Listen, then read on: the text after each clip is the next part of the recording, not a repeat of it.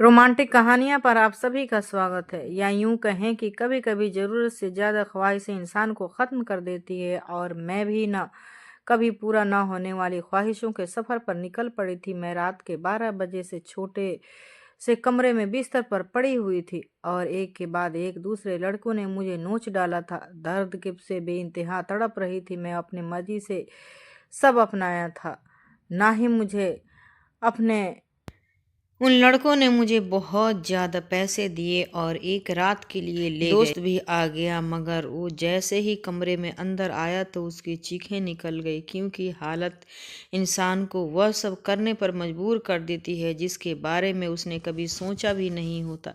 या यूं कहें कि कभी कभी ज़रूरत से ज़्यादा ख्वाहिशें इंसान को ख़त्म कर देती है। मैं भी न कभी पूरी होने वाली ख्वाहिशों के सफ़र पर निकल पड़ी थी। मैं रात 12 बजे से उस छोटे से कमरे में बिस्तर पर पड़ी हुई और एक के बाद एक दूसरे लड़के ने मुझे नोच डाला था। दर्द इतनी इंतहा थी, लेकिन यह सब कुछ मैंने अपनी मर्जी से अपनाया था। ना ही मुझे अपने कपड़ों का होश था और ना ही जिस्म में उठने वाली दर्द भरी लहरों का। दो ही लड़कों ने मेरा ऐसा हाल कर दिया था कि मेरा सारा तन जख्मी हो गया था। सोचकर ही मेरी आत्मा कांप रही थी। और भी 3 लड़कों मेरे साथ अपनी हवस पूरी करने आने वाले हैं और मुझे पूरी खुशी से उन्हें वक्त देना है। मैंने कभी सोचा भी नहीं था कि मेरी जिंदगी की कोई रात ऐसी भी होगा। यह सब मैं एक भरी कीमत एवज कर रही थी, इसीलिए पीछे हटने का कोई सवाल ही नहीं होता था। मेरी जिम्मेदारियां और मेरे घर वाले की ख्वाहिशें मुझे उस रास्ते पर ले गई थी जहां मैंने एक ही रात में 5 लड़कों के साथ रात गुजारने की हामी भर ली थी। आम हालात में तो किसी लड़की के लिए ऐसा सोचना भी नामुमकिन था, लेकिन मैं जिस जगह खड़ी थी वहां मुझे यह फैसला करने में ज़्यादा वक्त नहीं लगा था। वह सब सेहतमंद और तंदुरुस्त नौजवान थे जिनकी ताकत के आगे मैं कुछ भी नहीं थी। बिस्तर तक आने वाले दोनों नौजवानों ने लम्हों में मुझ पर काबू पाकर मुझे पूरी तरह से अपनी हवस का निशाना बना लिया था। यह पहली दफ़ा था जब मुझे किसी मर्द ने छुआ था। दूसरे लड़कों ने निकलते ही तीसरा लड़का भी कमरे में अंदर चला गया। मैंने एक गहरी सांस बाहर निकाला। मैं थोड़ा वक्त चाहती हूँ। इसीलिए वो कहने लगा कि इतना वक्त नहीं है मेरे पास, बाहर उसके और भी दोस्त इंतजार में बैठे हैं। उसकी बात सुनकर मेरी आंखों से आंसू बह निकले। वो फौरन ही मेरे पास चला आया और मेरे आंसुओं को नज़रअंदाज करता अपनी शिद्दत मुझ पर बिखेरने लगा। मेरे तन में बर्दाश्त की शक्ति ख़त्म हो रही थी। मैं बार बार उसे खुद से दूर करने की कोशिश करती, लेकिन वह इतना ही मुझ पर हावी होने लगा। ऐसा लग रहा था जैसे उसे इस खेल में मज़ा आ रहा हो। मेरे धक्का देने पर वह पहले से भी ज़्यादा जोश में मेरे करीब आता, इसीलिए अब मैं उसे रोकने की गलती नहीं कर रही थी। वह खामोशी से खुद पर गुजरने वाले इस क़यामत को बर्दाश्त कर रही थी। 1 घंटे तक वह अपनी हवस बुझाता रहा और जाते जाते उसने अपने दांतों के निशान मेरे गर्दन पर छोड़ दिए और कहने लगा कि अगर इसे दोबारा मौका मिला तो वह मेरे साथ दोबारा वक्त ज़रूर गुजारने आएगा। उसके जाने के बाद मैंने एक निगाह अपने तन पर डाली तो मैं कांप गई। जिस्म का कोई हिस्सा नहीं था जहां जख्म मौजूद न हो। तीसरे नौजवान ने तो हद से ज़्यादा मुझ पर जख्मी कर दिया था। जगह जगह उसके दांतों के निशान पड़ चुके हैं। और फिर बचे उन 2 लड़कों ने भी 1-1 घंटा कर मुझे इसी तरह अपनी हवस का निशाना बनाए रखा। उन लड़कों को मुझ पर जरा भी रहम नहीं आया था, और आता भी क्यों। उन्होंने एक बड़ी रकम के बदले मेरी एक रात खरीदी थी। वह तो अपना अपना हिस्सा वसूल कर रहे थे और यह एक रात मेरी जिंदगी की काली घनी रात बन गई थी। मेरा हाल ऐसा था कि मुझे कुछ होश ही नहीं रहा था। मैं खुद से करवट बदलने की काबिल भी नहीं रही थी। आहिस्ता आहिस्ता तकलीफ से मेरी आंख बंद होने लगी थी और तभी ही उन लड़कों ने मुझे बताया कि उनका एक छोटा दोस्त भी आया है। मुझ में इतनी हिम्मत भी बाकी नहीं बची थी कि मैं उन्हें इनकार कर पाती या इस बात का विरोध करती। जैसे ही छठा लड़का कमरे में दाखिल हुआ और मेरे बिस्तर के करीब आया तब मुझे देखकर उसकी चीख निकल गई। उसकी चीखें क्यों निकली, वजह जानकर आपके भी रोंगटे खड़े हो जाएंगे। मेरा नाम मधु है और मेरी उम्र सिर्फ 22 साल थी। मैंने ग्रेजुएशन कर रखी थी, लेकिन आज के दौर में ग्रेजुएशन कुछ भी नहीं होती। लोग बीएड करके भी डिग्रियां हाथों में लिए सड़कों पर धूल समेट रहे होते हैं। इस बात का सही तरीके से अंदाज़ा मुझे उस वक्त हुआ जब मैं नौकरी की तलाश में निकली। हर कंपनी के आगे नौजवानों की एक बड़ी सी भीड़ लाइन लगी होती जो अपने बारी का इंतजार में थे। ऐसे में मुझे जैसी लड़की को नौकरी कहाँ मिल सकती थी, जिसके पास ना ही तजुर्बा था और ना ही कोई बड़ी डिग्री। मगर नौकरी ढूंढना मेरे सबसे बड़ी ज़रूरत बन चुकी थी, क्योंकि बाबा के स्वर्गवास ने हमारी कमर तोड़ दी थी। बाबा के घर में एक अकेले ही कमाने वाले थे और हम 3 बहनों बिन ब्याही घर में मौजूद थी। मेरी बड़ी बहन पढ़ी लिखी नहीं थी, इसलिए कमाने की जिम्मेदारी उसकी बजाय मेरे कंधों पर आ गई। मैं घर से बाहर निकली तो मेरे होश ठिकाने आ गए। मैं तो बाहर की दुनिया को बहुत आसान समझ रही थी, लेकिन अब मुझे समझ आया था कि बाबा कितने जतन करके हमारे लिए रोटी कमाते थे। मैं हमेशा ही बाबा से इस बात पर नाराज़ रहती कि वह हमारी ख्वाहिशें पूरी नहीं करते। मेरी नाराज़गी पर बाबा का चेहरा हमेशा उतर जाता। वो बड़ी मोहब्बत से मुझे पुकार कर कहते, मधु बेटी तू फिक्र ना कर, एक दिन तेरे भाग में जाग उठेंगे। लेकिन मुझे वो दिन अपनी किस्मत में आता नजर ही नहीं आता था। और फिर बाबा नींद में ही ईश्वर को प्यारे हो गए और जब हम पर सुबह ये बात खुली कि बाबा हमारे बीच नहीं रहे, तब हमें इस बात का एहसास हुआ कि बाबा हमारे लिए कितने अहम थे। जब तक वह हमारे सरों पर मौजूद थे, कम से कम दुनिया की बुरी नज़रें और रोटी जैसा बुनियादी ज़रूरत तो हम वंचित थे। बाबा के निर्धन के कुछ दिन बाद तक तो आस पड़ोस वाले और ख़ानदान वालों ने हमारी मदद की, लेकिन आहिस्ता आहिस्ता सभी अपनी ज़िंदगियों में बिजी हो गए। आज के दौर में कौन किसी की पेट पाल सकता है। मजबूरन मुझे ही नौकरी की तलाश के लिए घर से निकलना पड़ा और मुझे समझ आ गया कि औरतों के लिए बाहर की दुनिया किस कदर मुश्किल है। किसी भी कंपनी में मुझे नौकरी नहीं मिली थी। हर कंपनी के बाहर हजार हजार नौजवान पहले ही खड़े होते। मैंने स्कूलों का रुख किया तो यह देखकर मेरी हालत खराब हो गई कि आधे दिन से भी ज़्यादा काम करने के बदले सिर्फ 6,000 मिल रहे थे, जिसमें घर के बिल ही चुकते हो पाते। इसमें भी हर स्कूल वाले मुझसे मेरा तजुर्बा पूछते और मेरा मुंह खाली रह जाता।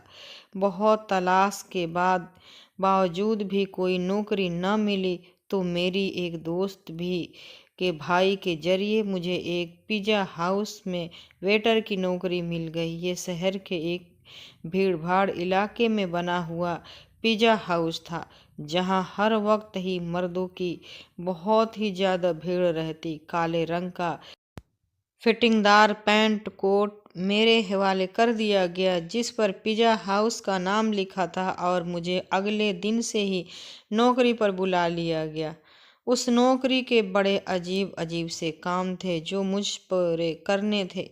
उन्हें एक मॉडर्न सी लड़की वेटर के नाम पर चाहिए थी, जिसके छोटे छोटे से बाल कंधे पर फैले हो और वह बहुत सारे मेकअप करके डाइनिंग हॉल में खड़ी हो। मैं यूनिफॉर्म अपने बैग में डालकर वापस घर लौट आई थी। मैं अभी तक फैसला नहीं कर पाई थी कि मुझे यह नौकरी करनी है या नहीं, क्योंकि यह मेरे लिए एक बहुत ही मुश्किल काम था। बाबा की मौजूदगी में कभी बिना ज़रूरत घर से निकलने की नौबत भी पेश नहीं आई थी। और पिज़्ज़ा हाउस में तो इतने सारे मर्दों के बीच इतने तंग कपड़े पहनकर खड़े होना मेरे लिए एक बहुत ही घुटन भरा काम था। मगर भूख इंसान से सब कुछ करवा ही लेती है। मैं वहाँ से वापस घर आई तो मेरी माँ दरवाजे पर ही परेशान सी खड़ी थी। मुझे देखकर उनकी आंखों से आंसू आने लगे। मैंने माँ से कहा कि वह दरवाजे तक क्यों चली आई हैं। माँ रोते हुए कहने लगी कि बेटा, बिजली के मीटर वाले आए थे और उन्होंने हमारी बिजली काट दी है। माँ की बातें सुनकर मेरा दिल धक से बैठ गया था। गर्मी जोरों पर थी और ऐसे में बगैर बिजली के गुजारा करना बहुत ही मुश्किल था। लेकिन पिछले 2 महीने से हम बिल नहीं चुका पाए थे और शायद इसीलिए हमारी बिजली काट दी गई थी। माँ के आंसू ने मेरे लिए फैसले को बहुत आसान कर दिया था। मैंने माँ को गले लगाया और उन्हें बताया कि मुझे एक अच्छी जगह नौकरी मिल गई है और कल से मुझे नौकरी पर जाना है। माँ ने मेरे सर पर हाथ रख कर कहा कि अब तुम ही मेरा वजूद हो और तुम्हें ही अपनी दोनों बहनों की शादियां करनी है। माँ ने एक भारी जिम्मेदारी मेरे कंधों पर डाल दी थी और मैं सोच रही थी कि मैं ये जिम्मेदारी कैसे निभाऊंगी, लेकिन मुझे यह फ़र्ज निभाना था। माँ पूछ रही थी कि मुझे नौकरी कहाँ मिली है, लेकिन मैं उन्हें नहीं बताना चाहती थी कि मुझे कहाँ नौकरी मिली है। इसीलिए मैंने माँ से कह दिया कि एक बड़ी सी कंपनी में एक अच्छी नौकरी मिल गई है। मेरी नौकरी का वक्त दोपहर 3 बजे से रात 11 बजे तक था और यह बात मैंने बड़ी मुश्किल से माँ को बताई थी। मेरी नौकरी का वक्त जानकर वो हैरत से मेरे तरफ देखने लगी कि ये कौन सी कंपनी है जहाँ दोपहर 3 बजे बुलाया गया है। मैंने झूठ कह दिया कि यह एक मल्टीनेशनल कंपनी है जो 24 घंटे चलती है। इस वक्त हमें पैसों की इतनी ज़रूरत थी कि माँ ने और ज़्यादा सवाल करने की बजाय मुझे तरक्की की ढेर सारी दुआएं दी और अगली दोपहर 2 बजे ही पिज़्ज़ा हाउस के लिए रवाना हो गई। मुझे क्या खबर थी कि यहाँ से मेरी किस्मत मुझे कहाँ ले जाने वाली है। मैंने अपना यूनिफॉर्म पिज़्ज़ा हाउस में आकर बदली थी। मैनेजर ने मुझे पिज़्ज़ा हाउस के दरवाजे करीब ही खड़ा कर दिया और कहने लगा, आज तुम्हारा पहला दिन है, इसीलिए तुम हर आते जाते की इज्जत से वेलकम करोगी। और गुस्सा होकर कहा कि यहाँ कैसा मुंह उठाकर आ गई हो, जाओ पहले मेकअप करो। मैनेजर की बात सुनकर मैं शर्मिंदा हो गई क्योंकि मेरे पास मेकअप नहीं था। वहाँ मौजूद एक दूसरी लड़की ने अपने मेकअप से मुझे गहरी सुर्खी लगाई। वह बड़ी तेजी से मेरे चेहरे पर अपना हाथ चला रही थी और उसके बाद जब मैंने आईने में खुद को देखा तो हैरान रह गई। मुझे मालूम था कि मैं खूबसूरत हूँ और मेरा रंग भी बहुत साफ है, लेकिन थोड़े से मेकअप के बाद मैं पूरी तरह निखर गई थी। मैं खुद को आईने में देख रही थी जब वह लड़की कहने लगी कि यह लोग खूबसूरती देखकर ही तो यहाँ रखते हैं, वरना काम करने का तो बहुत से लोग मिल जाते हैं। मैं जान गई थी कि यह नौकरी मुझे मेरी काबिलियत की वजह से नहीं बल्कि खूबसूरती की वजह से मिली है। नौकरी का यह पहला दिन मेरे लिए बहुत ही भारी था। मैं 3 बजे से दरवाजे पर खड़ी आने वाले मर्द और औरतों को वेलकम कर रही थी और यहाँ औरतों के तादाद कम ही हो जाती हैं, ज़्यादातर मर्द ही आ रहे थे। रात बीतने तक मेरे पैरों में बहुत ज़्यादा दर्द हो चुका था और अभी मुझे वापस बसों के धक्के खाते हुए घर भी पहुंचना था। 12 बजे के करीब मैं पहुंची थी। मेरी माँ मेरे इंतज़ार में जाग रही थी। मैंने माँ के साथ बैठकर खाना खाया और फौरन ही बिस्तर पर लेट गई। मुझे बाबा की बहुत याद आ रही थी। बाबा मेरे सबसे ज़्यादा नखरे उठाया करते थे, फिर भी मैं हमेशा उनसे किसी न किसी बात पर रूठ जाती थी। पैरों की तकलीफ से तड़पते तड़पते कब मुझे नींद आ गई पता ही नहीं चला। अगले दिन मैं फिर 2 बजे के करीब घर से निकल गई थी। आज मुझे दरवाजे के पास खड़ा नहीं किया गया था, बल्कि ऑर्डर लेने के काम दिया गया था। यह काम मुझे थोड़ा सा आसान लगा था, लेकिन मुझे कुछ ही देर में अंदाज़ा हो गया कि ये काम बिल्कुल भी आसान नहीं था। मैं जिसके पास भी ऑर्डर लेने के लिए जाती, उनमें से अक्सर मर्द मुझे सर से पाँव तक देखते और मुस्कुराते। बदले में मुझे भी मुस्कुराहट जाहिर करनी पड़ती, क्योंकि यह मेरी नौकरी का नियम था। जानबूझकर ऑर्डर देने से काफ़ी वक्त लगाते और कभी कभी तो ऑर्डर देते वक्त इस कदर करीब आ जाती कि मेरा सांस रुकने लगता। यह पिज़्ज़ा हाउस मुझे जैसी वेटर की वजह से ही चल रहा था। इस बात का अब मुझे अच्छी तरह अंदाज़ा हो गया था कि यहाँ आने वाले ज़्यादातर मर्द लड़कियों की वजह से ही आते हैं। दिन तेजी से गुजर रहे थे और मुझे यहाँ नौकरी करते करते महीना हो गया था। उस एक हफ्ते में काफ़ी कुछ ऐसा हुआ जो मेरे लिए बहुत ही अजीब था। मर्दों की अजीब अजीब निगाहें, ऑर्डर देने के बहाने करीब आना और डबल मीनिंग शब्दों का तबादला। लेकिन उस नौकरी के सबसे अच्छी बात यह थी कि तनख्वाह से हटकर उसे एक महीने की टिप, काफ़ी पैसे जमा हो गए थे। मैंने उन पैसों से बिजली का बिल पे किया था। आहिस्ता आहिस्ता मैं पिज़्ज़ा हाउस के माहौल की आदी होती जा रही थी। 5 लड़के रोज ही शाम के वक्त पिज़्ज़ा हाउस आते और सबके कोने वाली टेबल पर बैठ जाते। वह टेबल मेरे ही हिस्से की थी और रोजाना मैं ही उनके पास ऑर्डर लेने के लिए जाती। वह पांचों ही 24-25 साल के नौजवान थे जो मुझे गहरी निगाहों से देखा करते थे। आज भी मैं उनके पास ऑर्डर लेने के लिए गई तो उनमें से एक पूछने लगा, तुम यहाँ बहुत मजबूरी में नौकरी करती हो ना? मैंने हाँ कह दिया। उसने फौरन ही अपना कार्ड निकाल कर मेरे आगे रखा और कहने लगा, तुम बहुत ही शरीफ लड़की लगती हो। अगर कभी किसी मदद की ज़रूरत पड़े तो याद कर लेना। बिना सोचे समझे ही मैंने वह कार्ड उठाकर अपने कोट के जेब में रख लिया। वह तो मुस्कुरा उठा। उसके बाद यह सिलसिला चल पड़ा। रोज ही मैं उसका ऑर्डर लेने जाती और उनमें से कोई न कोई मुझसे कोई सवाल पूछ लेता। रोजाना होने वाली इस मुलाकात की वजह से हम थोड़े फ्रेंडली से हो गए थे। दूसरा महीना भी पलक झपकते ही गुजर गया था और फिर माँ ने एक दिन मुझे बताया कि तुम्हारी बड़ी बहन के लिए एक अच्छा रिश्ता आया है और वह लोग जल्दी शादी करना चाहते हैं। माँ की बात सुनकर मैं परेशान हो गई, क्योंकि अभी तो मैंने घर का खर्च ही अपने कंधे पर उठाया था। शादी की जिम्मेदारी का मैं सोच भी नहीं सकती थी। माँ कहने लगी, तू कंपनी से लोन ले लो।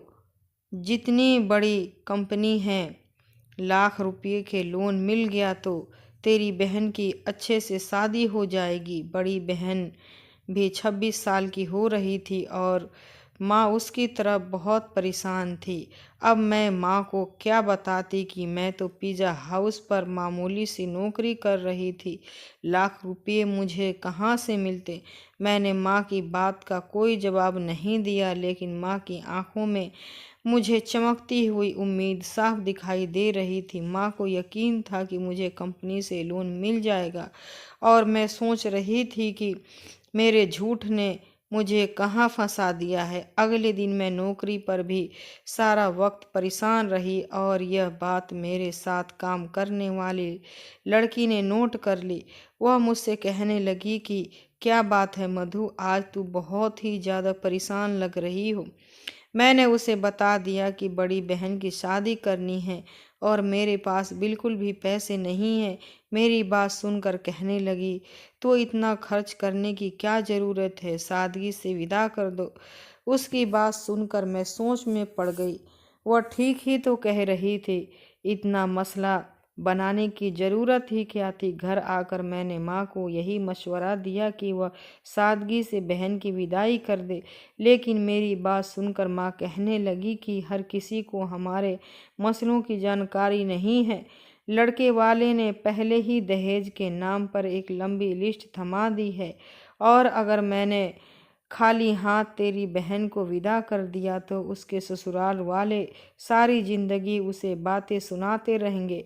माँ की बात सुनकर मुझे गुस्सा आ गया और मैंने कहा कि ऐसी जगह दीदी की शादी करने की क्या ज़रूरत है। मेरी बात सुनकर माँ नाराज हो गई और कहने लगी, न जाने कैसे कैसे करके तेरी बहन का एक अच्छा रिश्ता हुआ है और तू इसमें भी नुक्स निकाल रही है। अगर आज तेरा बाप जिंदा होता तो मुझे तेरी मिन्नत ना करनी पड़ती।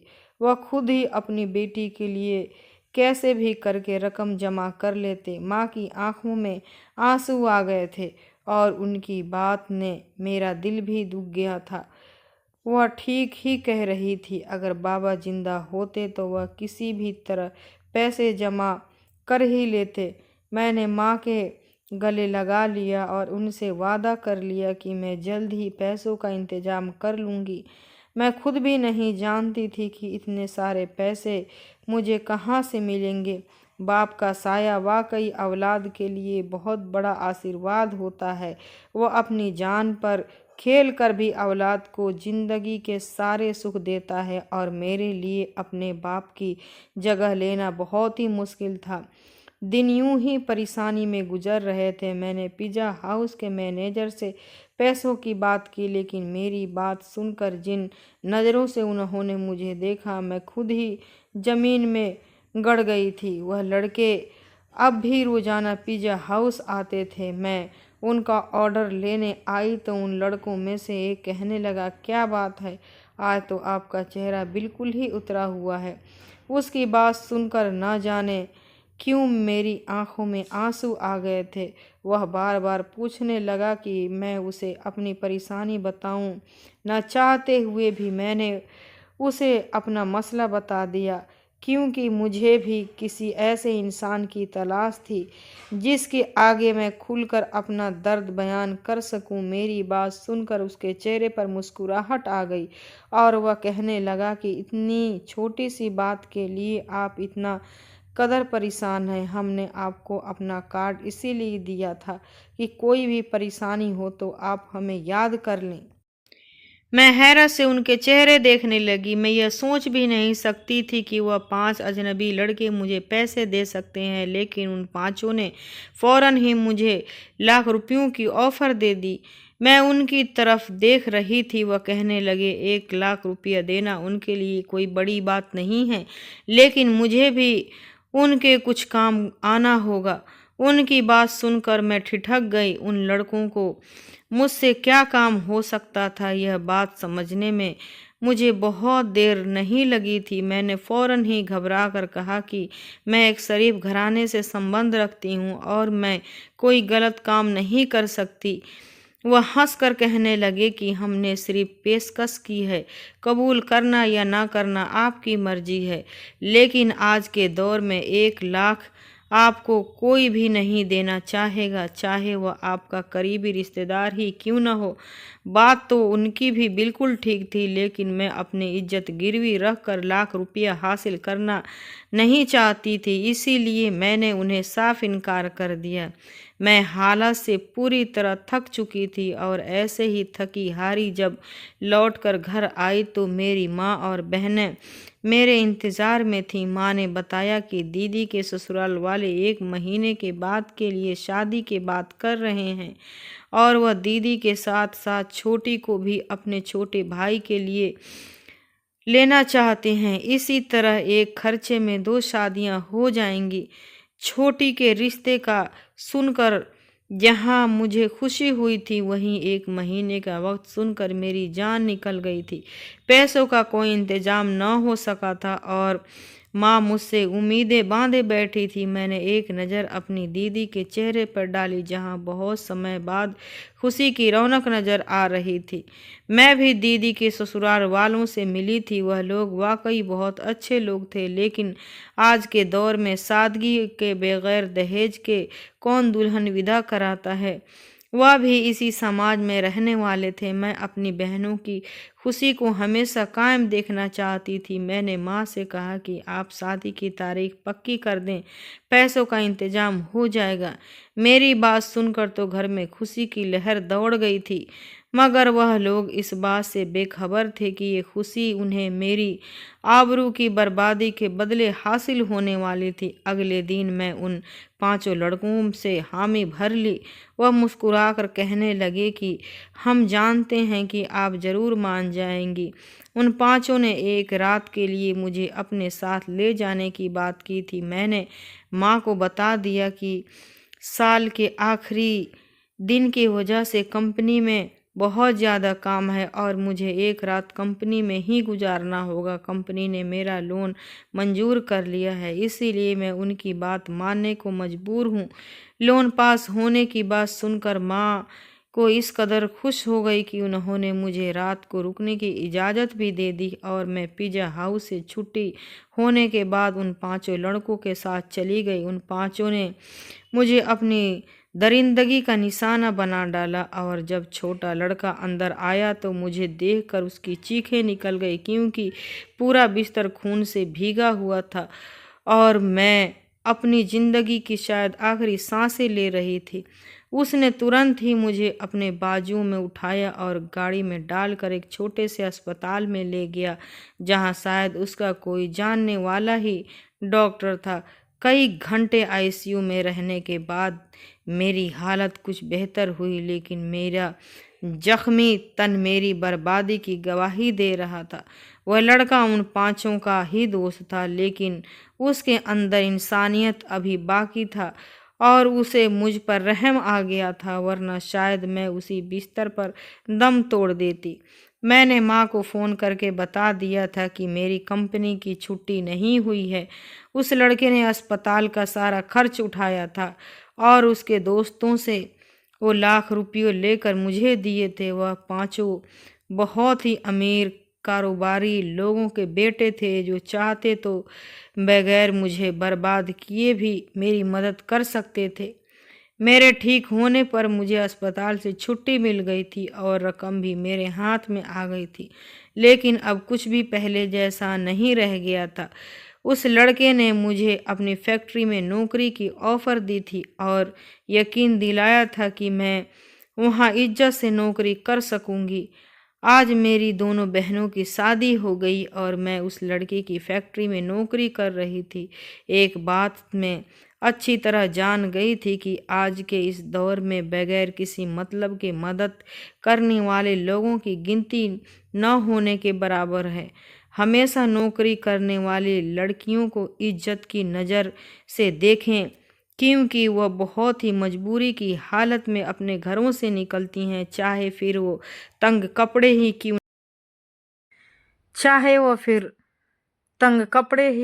क्यों न पहनकर किसी पिज़्ज़ा हाउस के दरवाजे पर खड़ी हो। ये बहुत ही दर्दनाक स्टोरी है, प्लीज़ इसे आप लोग ज़रूर सुनिएगा, ये मेरी ख्वाहिश है। दोस्तों, वीडियो कैसा लगा कमेंट करके ज़रूर बताना। अगर वीडियो अच्छा लगा तो वीडियो को लाइक और मेरे चैनल को सब्सक्राइब ज़रूर कर देना। फिर मिलती हूँ आपसे दूसरे वीडियो में। जब तक के बाय बाय, टेक केयर, खुश रहें और अपना ख्याल रखें।